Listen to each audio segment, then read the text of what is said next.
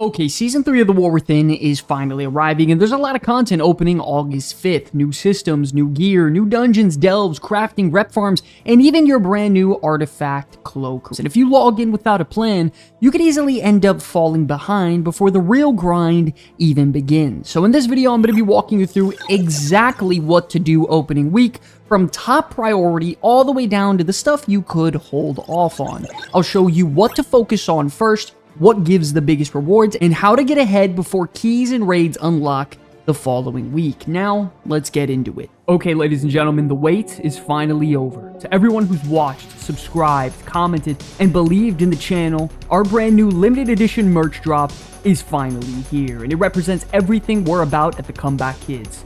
A community, partnership, high energy, and grit. So if you want to represent something bigger than just a game, now's the time to join the movement.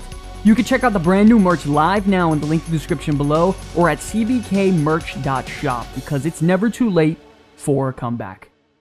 Starting off, the very first thing you need to do the moment you log in is to jump into the campaign and complete chapters 1 through 3, as they are fully available this week. Now, it is important to note this is way more than just about story. Completing this unlocks core features that you need to actually start progressing through with this season in the Ghost of Koresh, and one of those is the brand new artifact cloak, the Reshii Wraps. So completing this part of the campaign will unlock that. It will also unlock the phase diving system, the fiber socket stat bonus, and the whole talent tree of upgrading your cloak in general. So I cannot express this enough. A very, very big deal, and this will be how your cloak and your character starts their progression throughout the rest of the season. So as you go through the quest chain, and once you finally complete Chapter 3, you'll be given a quest which will reward you with your cloak, and at that same time, it will also give you your very first fiber, which can be adding stats like haste or crit to your cloak. And it will also give you your first 3 ethereal strands, which is the new upgrade currency for your artifact back piece.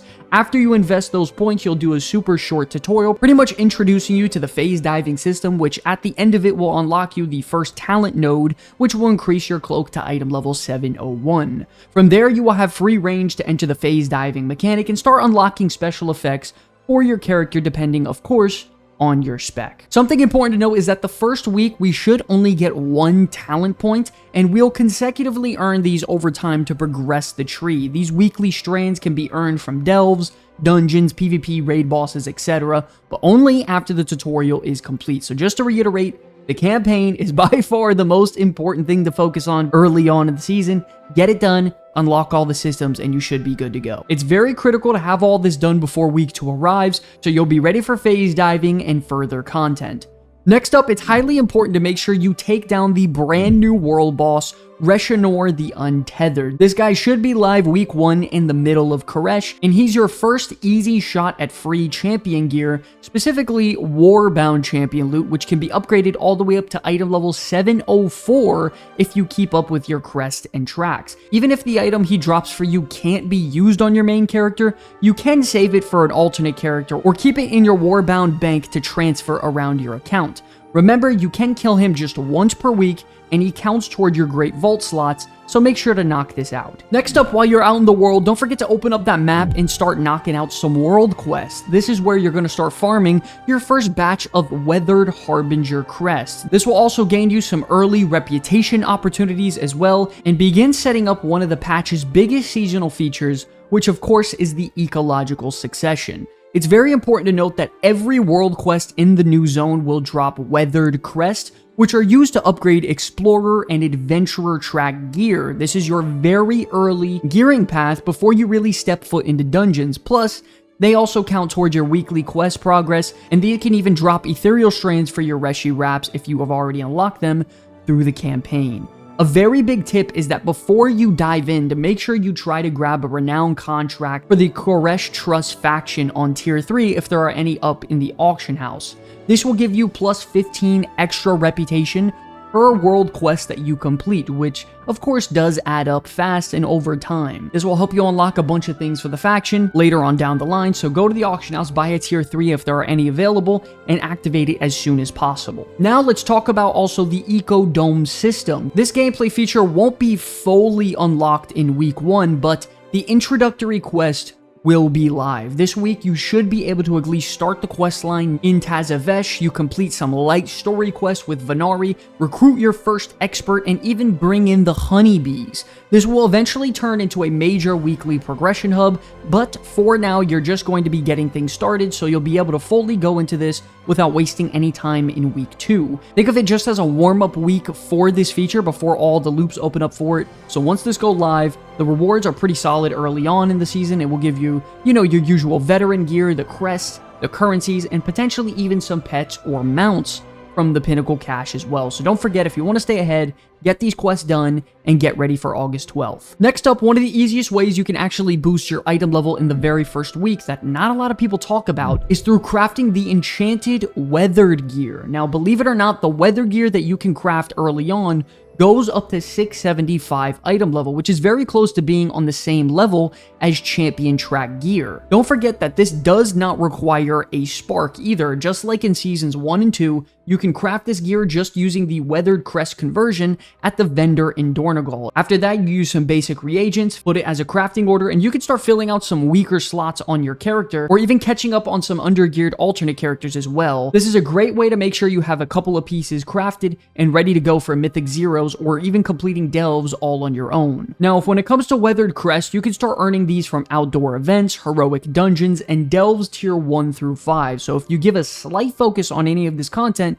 you save up your crest, you can get to crafting this and get a couple 675 pieces of gear. Don't forget, if you're a crafter at all in the War Within, you could be making a pretty good penny off of this as well by filling out work orders for your guild or even public crafting orders as well. Now, after you're done with all your outdoor content, you can also start working on those Dornogal weekly chores. Now, right near the main hub, you have all the weekly quests near the war table, the Call of the World Soul quest, which I suggest picking up the option for World Quest delves or even the World Boss. You have the Titan Disc Fragments quest, which you can start completing by doing delves. You have the other rotational weekly quest, as well as the reputation bonus weekly quest to start earning some Koresh Trust reputation also. These are all going to be rotating every week, and you want to make sure you do them as soon as you can to start earning some additional gold, crest, bountiful keys when those are unlocked the next week, reputation, and more. After you gather the quest, head on over to the gear upgrade vendor in Dornogal as well to get the seasonal one-time quest to upgrade your gear to get some free resources and get you an introduction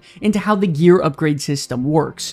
These are just an easy way to get some crests, valor stones, and stuff like that, and a lot of this you can knock down by just simply playing the game normally, so just grab it now and get it over with. And then lastly, it's important to remember all the weeklies tied to the endgame zones in general. That include, of course, the Awakening the Machine, the Spreading the Light, the Undermine weeklies if you still want to do that, and then lastly, the start of the Ecological Succession weekly. I'm not sure if this is going to be available week 1, so just be on the lookout for that in Koresh also.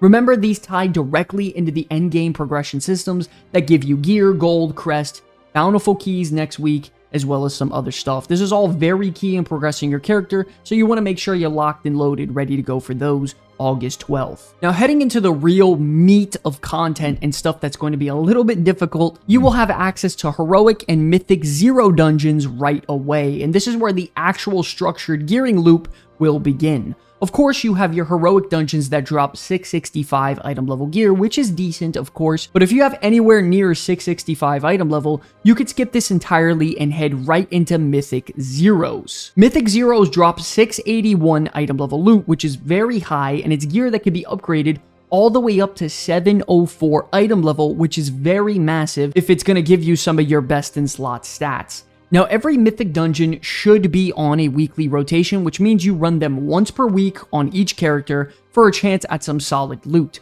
I'm going to be brutally honest, running these Mythic Zeros are very important to get a good amount of loot early on in the season. With Mythic Plus and Raid opening the next week, this is absolutely the best way to acquire some of the highest item level gear available right now. This will also give you credit to your Great Vault, even though Mythic Plus hasn't even started yet.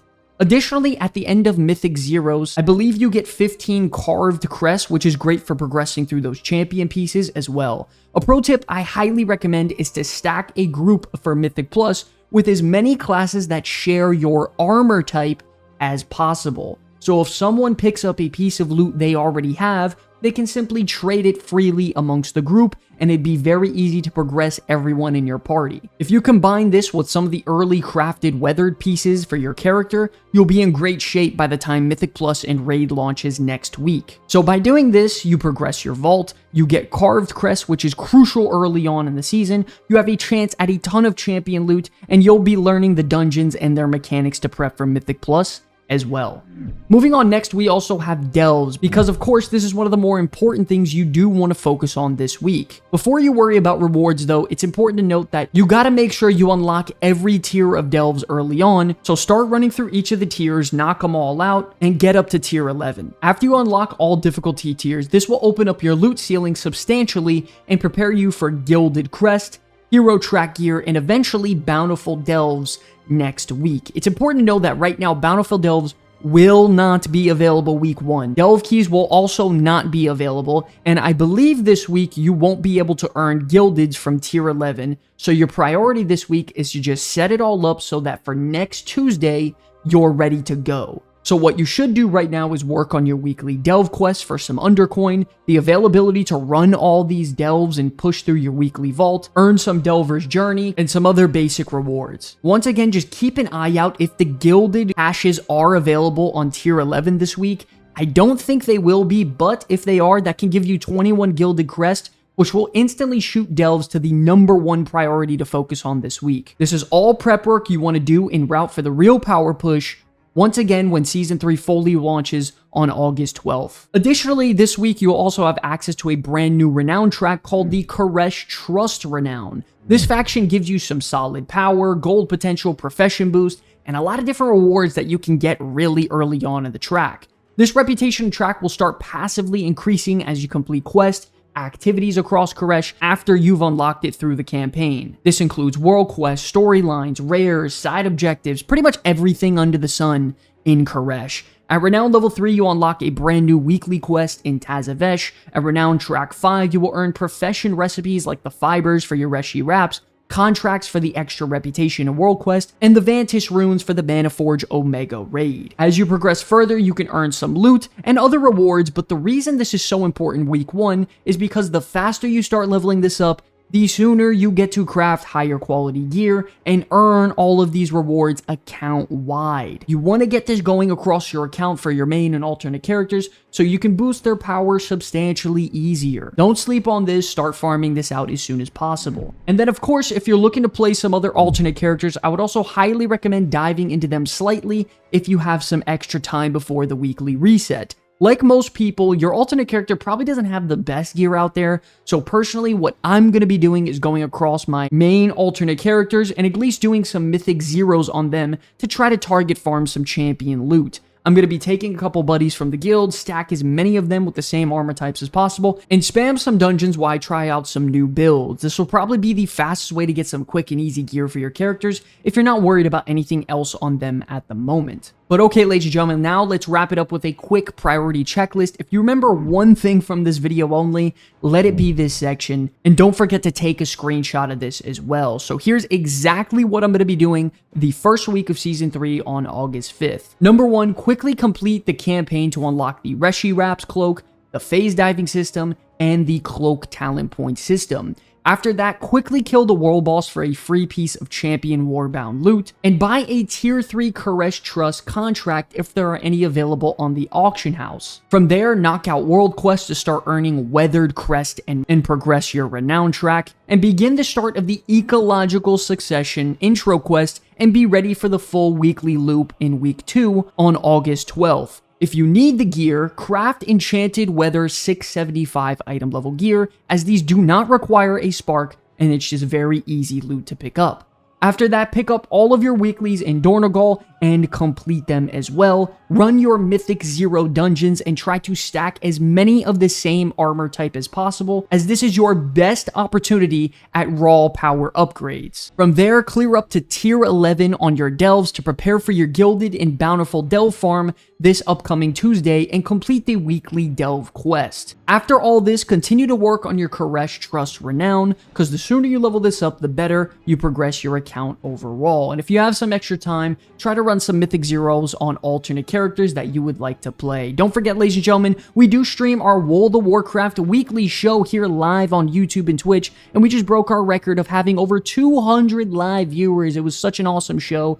Be sure to tune in. I promise you guys won't be disappointed. And if you're looking for a guild in Season 3, listen up, because we have an important message for you. One last note we wanted to make: if you're looking for a guild or people to progress through Mythic Plus with or raid with next season, the Comeback Kids are recruiting, and any and all players are welcome to come on down, play with us. We're looking to fill out some new members for the raid. Oh my god, we fucking did it. Oh my god, let's fucking go, bro. If you're on the Horde, you can simply just go to the guild tab and search up the Comeback Kids, and we should pop up. Make sure you do have the guild size on any so you can actually see us. Either way though, if it doesn't work, you just use the Discord link in the comment section below. Hop in there and verify, get yourself in, and then we can get you invited by you posting your name and server under the guild invite tab.